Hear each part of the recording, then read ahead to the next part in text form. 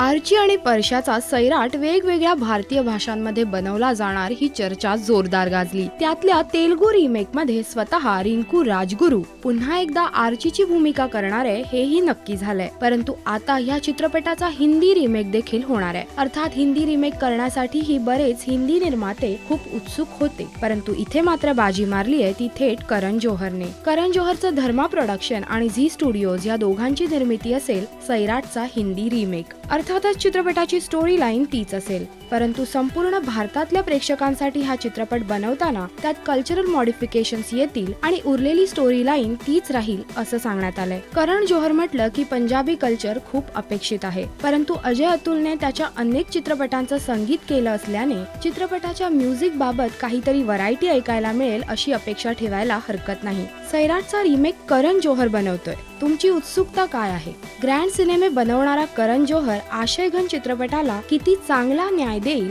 हे पाहणं नक्कीच इंटरेस्टिंग असेल। तुम्हाला काय वाटतं? तुमची मतं नोंदवा या व्हिडिओच्या कमेंट सेक्शन मध्ये। नमस्कार, मी सोनाली कुलकर्णी। Subscribe to Rajshri Marathi.